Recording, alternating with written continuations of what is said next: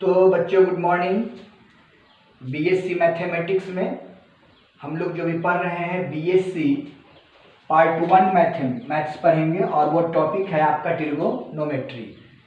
तो पहले हम लोग जो पढ़ चुके हैं आप लोगों को बता चुके हैं, हम लोग डिफरेंशियल कैलकुलस जो बीएससी पार्ट 1 का टॉपिक था उसमें डिफरेंशियल कैलकुलस में मैंने आपको पूरा पढ़ा दिया है।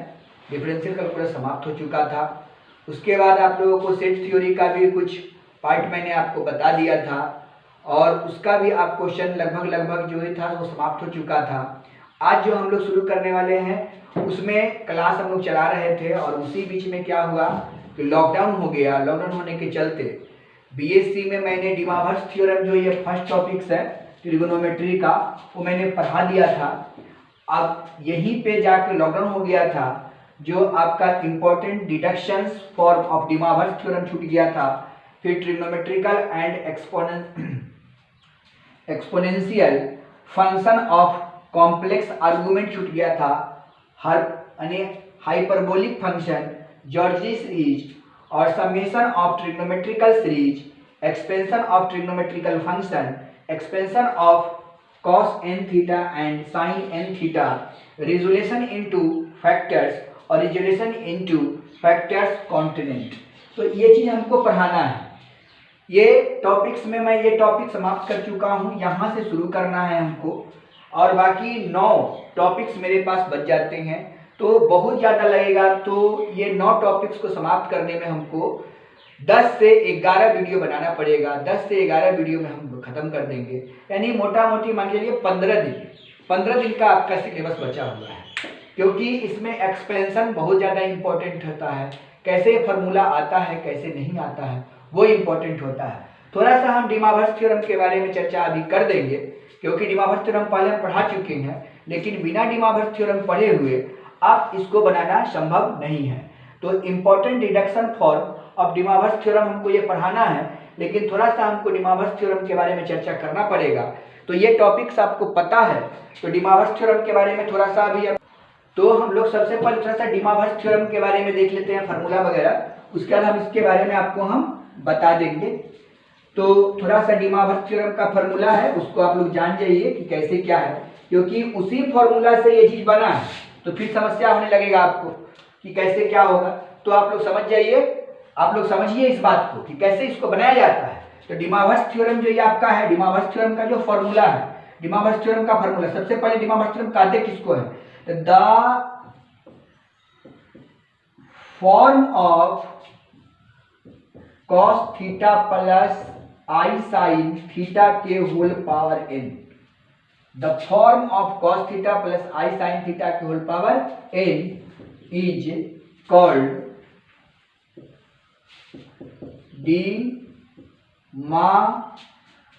डिमावर्स थ्योरम। याद रहेगा, वर्स थ्योरम, वर्स थ्योरम ये। तो the form of cos theta plus I sine theta के होल पावर n को ही हम लोग क्या कहते हैं? डिमावर्स थ्योरम कहते हैं।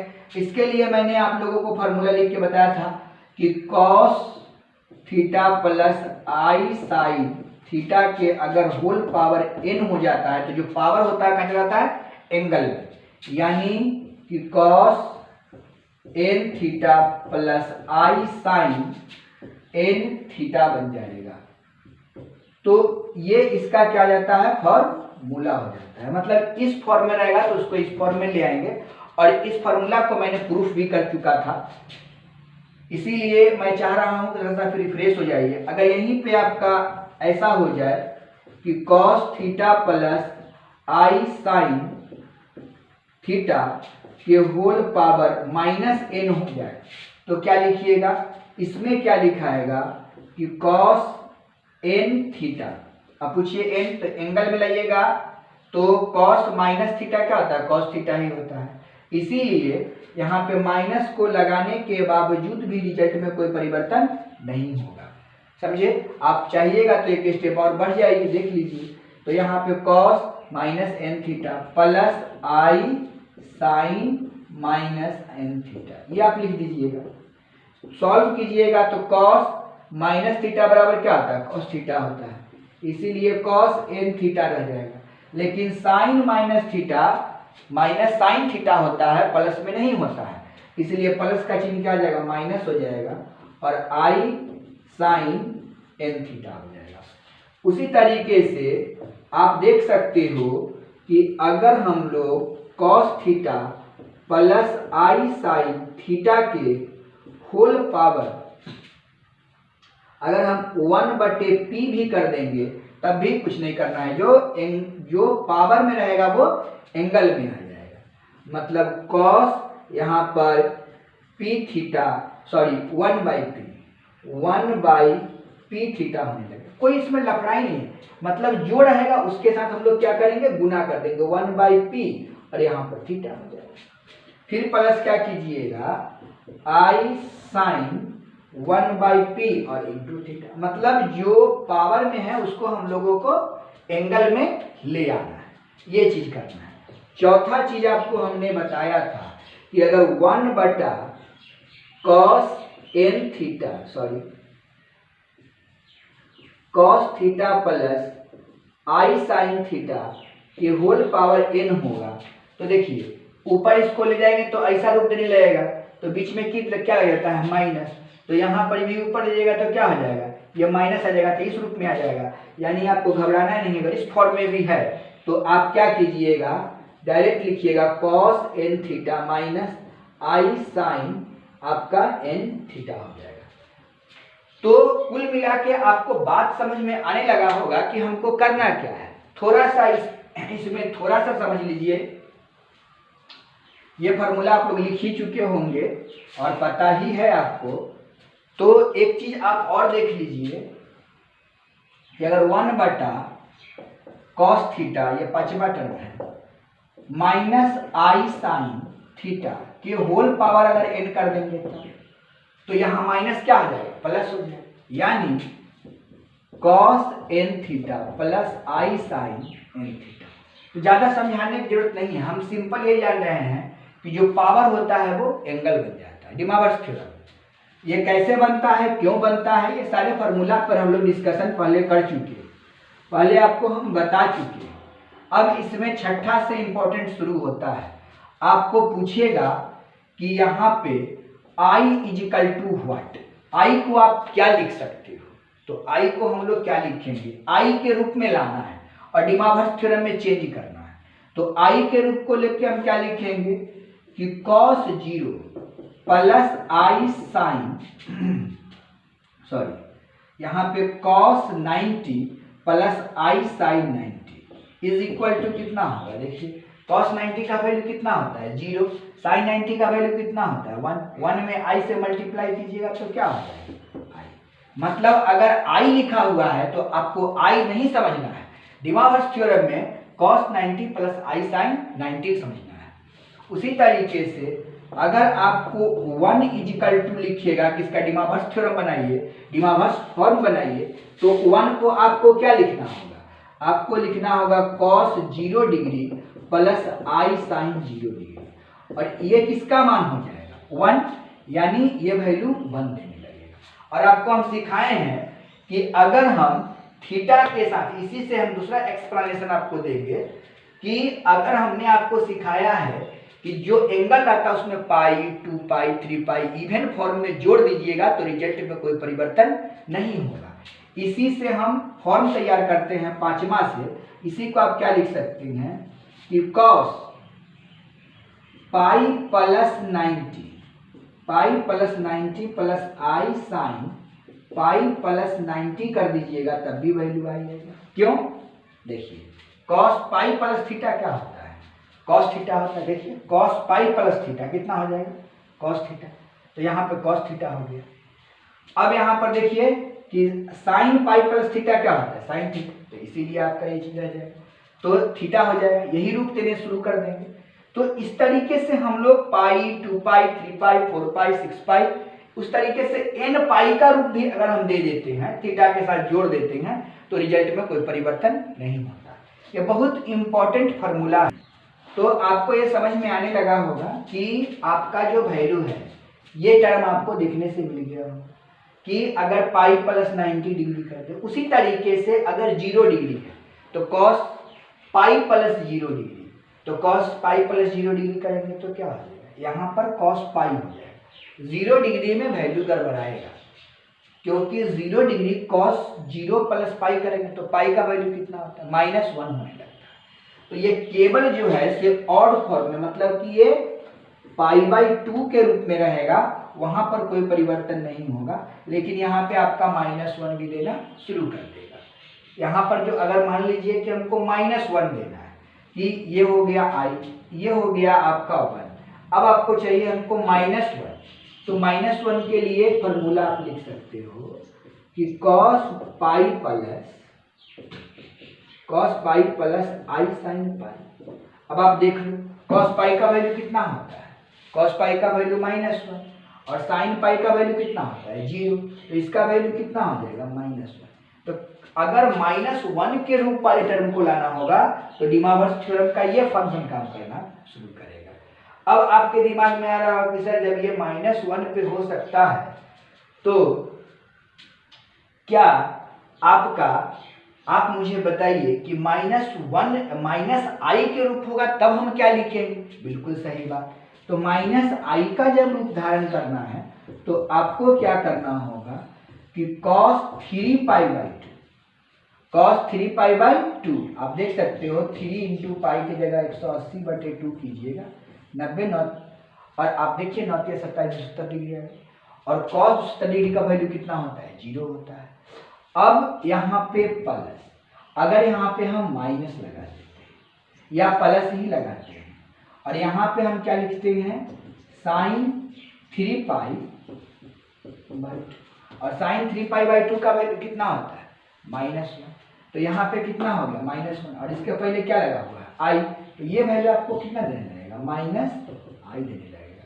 यानी ये फॉर्म डिमावर्स थ्योरम में, अब इसके पावर आपको -1 हो गया, 5 लिख दे 7 लिख दे, आसानी से हम बना सकते हैं, 5 पावर इसका ना करके 5 पावर इसका कर देंगे और आपका उसका फॉर्म टूट जाएगा। तो ये आपका डिमावर्स थ्योरम का कुछ इंपॉर्टेंट पार्ट है जो आपको न्यूमेरिकल्स बनाने में इसकी उपयोगिता को आपको देखना पड़ता है। अभी जो हम लोग पढ़ने वाले हैं important deduction form of De Moivre's theorem, ये बहुत इंपॉर्टेंट है, इसी के बारे में हमको पढ़ाना था। तो इसमें कुल मिला के आपको जो डिडक्शन करना होता है कि cos 2 थीटा का वैल्यू निकालते हैं हम लोग, तो हम लोगों ने 11th क्लास में cos 2 थीटा 3 थीटा 4 थीटा को रटते व्याकुल हो गए, लेकिन फार्मूला याद नहीं होता था। लेकिन अगर डिडक्शन फार्मूला आपको दिमाग में बैठ गया तो cos 2 theta 3 theta 4 theta 5 theta को क्या कह रहे हैं, cos n थीटा का फार्मूला आप चुटकी में याद कर लीजिएगा, सेकेंडों में काम कर लीजिएगा। sin n थीटा का वैल्यू कैसे निकलेगा वो निकाल के देख लीजिएगा, tan थीटा n थीटा का वैल्यू कैसे निकलेगा, चुटकियों में निकालना आपको सिखाएंगे। तो ये फॉर्म आपको थोड़ा सा दिमाग में रखना पड़ेगा, इसलिए मैंने फिर से फॉर्मूला लिख दिया कि आपको कोई कंफ्यूजन दिक्कत ना हो। तो अभी आपको जो मैंने बताया है इसी का सेकंड पार्ट हम लोग को पढ़ना है, जो सेकंड पार्ट के बारे में हम लोग अभी शुरू करेंगे। ये तो पहले जो हम पढ़ा चुके हैं इसके बारे में आपको हम बताए हैं, जो इसमें यूज होने वाला इंपॉर्टेंट फॉर्मूला था वो। अब हम लोग को पढ़ना है इंपॉर्टेंट डिडक्शन, यही पढ़ोगे इंपॉर्टेंट मतलब डिमावर्स से ही हमको क्या निकालना है, इंपॉर्टेंट डिडक्शन फॉर्म डिमावर्स थ्योरम, यानी कि आपको जो वैल्यू निकालना है कि द फॉर्म ऑफ फॉर्मूला कर दीजिए, formula of cos n theta sin n थीटा and tan n theta is called important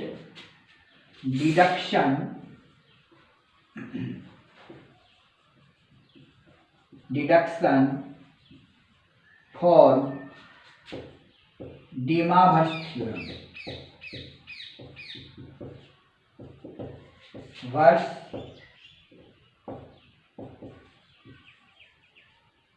theorem. चलिए, ये आपका डिफिनेशन, बड़ा सिंपल डिफिनेशन लिखे हैं। जो हमको निकालना है कि sine cos N theta, sine N theta और टेन एन थीटा का जो वैल्यू निकालना है, उसी को डिडक्शन फॉर्मूले। डिडक्शन का मतलब होता है कि आप इसको कैसे छोटा से छोटा कर सकते हैं। डिडक्ट करिए, ऐसा डिडक्ट कीजिए कि आपको उसका रूपरेखा दिखाई देने लगे। तो रूपरेखा हम लोग कैसे देखेंगे, उसके बारे में आपको डिमावर्स थ्योरम पर फिर से ले चलेंगे।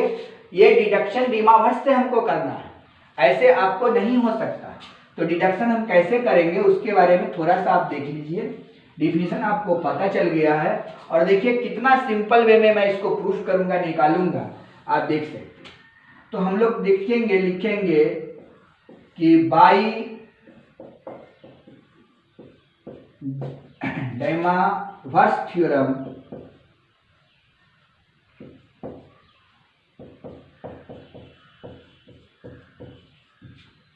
बाई डिमावर्स थ्योरम इसी से बनता है।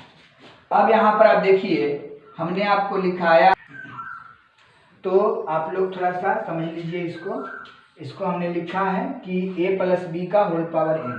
यहाँ पर बाइनोमियल थ्योरम काम कर रहा है। तो बाइनोमियल थ्योरम के फॉर्मूला हम लोग जानते हैं कि a प्लस बी के होल पावर अगर n होता है तो हम लोग क्या लिखते हैं, NC0, a के पावर n और b के पावर 0। तो ये आपको मैंने बता दूं कि जो यहाँ पे होता है C0 वही b के पावर लिखाता है, और जो शुरुआत करना है तो n से। तो इसके आधार पर बाइनोमियल थ्योरम कहता है a को घटाना है और b को बढ़ाना है ना, और टर्म को बढ़ाना है, फार्मूला बनाना है। तो आप देखिए NC0 किए, यहाँ पर क्या किए NCn, यहाँ पर 0 है तो n में से 0 को घटाने पर फर्क नहीं पड़ता है। आप लोग 11th में पढ़े होंगे, इसलिए विस्तार पूर्वक समझाने की आवश्यकता नहीं, आपको समझ में आ रहा होगा। अब NC1 लिखिए, तो हमने क्या बोला, a के पावर को घटाना है, तो यहाँ n है तो क्या लिखिए n-1, और यहाँ cos थीटा है, sin थीटा है, i sin थीटा। जब 0 था तो पावर 0 लिखते थे, यहाँ पर 1 है तो पावर 1 लिखे। उसी तरीके से यहाँ NC2 है, ये cos और sin जैसे चल रहा है उसे चलते रहेगा। अब n-2 लिखाएगा, और यहाँ पे पावर 2 है तो sin के पावर 2 होगा। NC3, फिर देखिए n में से 3 घटा और यहाँ पर 3 पावर लिखा है। NC4, देखिए n में से 4 घटा है, यहाँ पर 4 लिखा है। और ये प्रक्रिया आगे की ओर बढ़ता रहेगा। ये तब तक बढ़ता रहेगा जब तक कि cos के पावर 0 ना हो जाए। तो आप देखिए बढ़ते बढ़ते बढ़ते हम n-n कर दिए। अब n-n कर दिए तो यहाँ पर 0 हो गया। अब यहाँ i sin थीटा के होल पावर n लिखा जाए। ये बाइनोमियल थ्योरम था जो 11th क्लास में आप पढ़े थे, उसी थ्योरम को हमने लिखा है। उसके बाद हम लोगों ने इसको तोड़ा है। अब देखिए NC0 का वैल्यू 1 होता है। आप लोग को पता होना चाहिए कि थोड़ा सा मैं लिख दूं कि NC0 का वैल्यू 1 होता है। NC1 का वैल्यू थोड़ा समझ लीजिए, अगर यहाँ पर 1 है तो n को एक बार रिड्यूस करना है, और जो नीचे होगा उसका फैक्टोरियल लगाना है। तो यह एक बार हुआ, और नीचे में कितना है 1 है, तो यहाँ पर 1 लिखिएगा, ठीक है। तो देखिए 1 में फैक्टोरियल 1 से n में फैक्टोरियल 1 से डिवाइड कीजिएगा तो n हो जाएगा। इस तरीके से NC2 लिखिएगा तो n को 2 बार रिड्यूस करना है, एक बार n और दूसरा n-1 डिवाइडेड बाय 2 है, तो फैक्टोरियल 2 लिखिए चाहे 2 × 1 लिखिए, कोई फर्क नहीं पड़ता है, क्योंकि आपको पता है ये फैक्टोरियल 2 अगर लिख देते हैं तब भी कोई दिक्कत नहीं। इसी को आप लिखिएगा n × n-1 डिवाइडेड बाय 2 × 1। उस तरीके से NC3 की अगर बात करें तो ये स्टेप बेकार में मैं लिख रहा हूँ, ये भी थोड़ा सा फैक्टोरियल 2 फिर 2 × 1, ऐसा क्यों करना। इसको शॉर्टकट थोड़ा और कर सकते हैं, n × n-1 n-2, नीचे में 3 है तो 3 2 1 कर लीजिए, इसी को तो फैक्टोरियल 3 बोलते हैं। फैक्टोरियल 3 लिख के फिर गुना करने के लिए एक स्टेप बढ़ जाएगा, इसलिए हम आसानी से ऐसा कर सकते हैं, तुरंत हो जाएगा। अगर NC4 आपको लिखने का मन है तो n × n-1 × n-2 × n-3 लिखिएगा, डिवाइडेड बाय 4 3 2 1 कर दीजिएगा। तो समझ में आ गया आपको कि NC4 को ऐसे लिखा जाता है। इस तरीके से बढ़ते बढ़ते अगर NCn लिखिएगा तो 1 होगा, तो ये चीज इसमें 3 फार्मूला को रट जाने की काम है। NC0 का वैल्यू 1, NC1 रहेगा, तो जो यहाँ n है वही डायरेक्ट आप n लिख लीजिए, NCn का वैल्यू डायरेक्ट n लिख लीजिए। उसके बाद NC2 में रिड्यूस करके घटाने का काम कीजिए, NC3 NC4 और NCn का मान भी 1 हो जाएगा। ये जो है सिर्फ 3 चीज आपको ध्यान में रखना है, बाकी तो आपको रिड्यूस करके हम बता ही दिए। अगर आपको दिक्कत होगा कि ये कैसे बना नहीं बना, तो आपको NCR का फॉर्मूला कॉम्बिनेशन का पता है, यानी आपको पता है NCR का फॉर्मूला होता है, आपको हम पढ़े होंगे आप लोग, factorial n divided by factorial r n minus r। इस पर बैठा बैठा के आप त्वरित रहिएगा और आपका आंसर अवैध रहेगा। इसीलिए आपके पास समय का अभाव होता है, क्योंकि इतना ज़्यादा एक्सपेंशन होता है, इसीलिए मैंने डायरेक्ट आपको एक टेक्निक बता दिया कि इस टेक्निक का यूज करके आप जल्दी जल्दी उसके वैल्यू को निकाल सकते हैं। चलिए, तो अच्छी बात है, इस वैल्यू को हम लोग निकालना सीख गए, जान गए कि कैसे निकलता है, ये आपने सीख लिया। अब यहाँ पर हमको एक्सपेंशन करना है cos n थीटा को और I sin n थीटा को। तो ये जो मैंने तोड़ा है उसी के आधार पर मैंने नीचे वाले को भी तोड़ दिया है। मेरा ये समझाने का मुख्य उद्देश्य था, ये वाला जो मैंने तोड़ा n into n minus 1 by factorial 2 करने का, वो मेन उद्देश्य था जो आपको समझा दिए हैं। अब यहाँ पर देखिए, गौर कीजिए, cos theta plus I sin theta जो है, यह है किसके बराबर? देखिए, पहले प्लस, फिर माइनस, फिर माइनस, फिर प्लस, फिर अगला स्टेप प्लस आएगा। और अकॉर्डिंग टू कॉम्प्लेक्स नंबर आप लोगों ने पढ़ा है कि इक्वेटिंग ऑफ कॉम्प्लेक्स नंबर में मैंने आपको बताया है कि रियल पार्ट को रियल पार्ट के साथ क्या आता है और इमेजिनरी पार्ट को इमेजिनरी पार्ट के साथ। तो ये cos n थीटा कौन सा पार्ट है बताइए? Real part. और I sin n थीटा कौन सा पार्ट है? Imaginary part. तो रियल पार्ट को रियल पार्ट के साथ लिख दीजिए और इमेजिनरी पार्ट को इमेजिनरी पार्ट के साथ लिख दीजिए, और देखिए कि क्या कुछ हो जाता है, और जो होगा वही आपका एक्सपेंशन हो जाएगा, वही आपका आंसर हो जाएगा, और वही आपका फार्मूला हो जाएगा। तो हम लोग इसके बारे में थोड़ा सा देख लेंगे कि पहले हम लोग इसको लिख दीजिए कि cos थीटा, रियल पार्ट को हम इक्वेट करेंगे, तो real part of complex number is equal to real part of complex number करिए। तो यहाँ पर रियल पार्ट कौन है? cos n theta. तो cos n theta is equal to, यहाँ पर क्या लिखिएगा? cos होल n या cos n थीटा, ये रियल पार्ट है, इसमें I लगा हुआ है, इमेजिनरी पार्ट है, लेकिन इसमें I लगा नहीं हुआ तो क्या हो जाएगा? रियल पार्ट है। तो फिर लिखिए माइनस, यहाँ पर लिखिए n, ये आपका NC2 है क्योंकि बटा में फैक्टोरियल है, तो n into n minus 1 by factorial 2 into cos n minus 2 theta into यहाँ पे साइन स्क्वायर थीटा।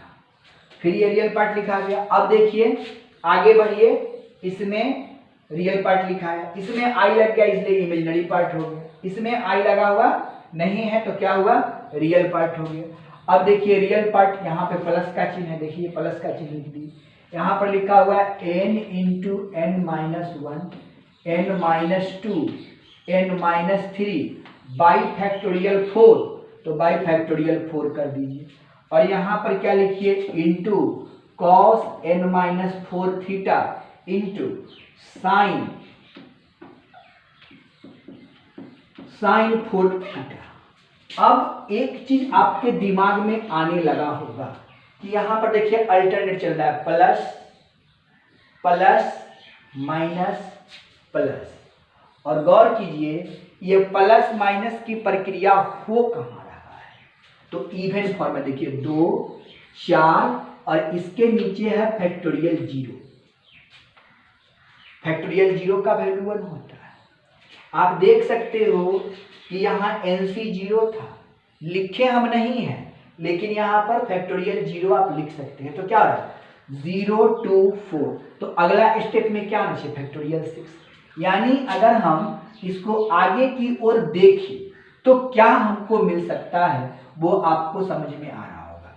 तो आगे मिलेगा हमको ये 6 वाली बात, तो क्या लिखेंगे n into n minus 1 n minus 2 n minus 3 n minus 4 n minus 5 by factorial कितना 6 इंटू क्या लिखाएगा cos n minus 6 theta into sine 6 theta.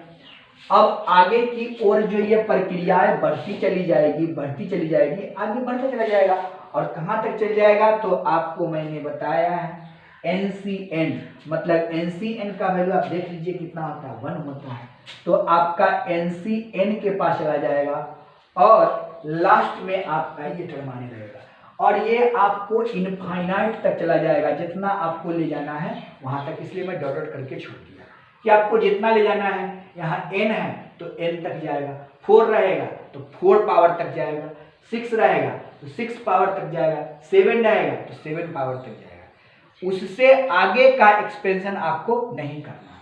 तो हमको एक formula real part two real part किए तो इसका मुझे एक फार्मूला मिल गया।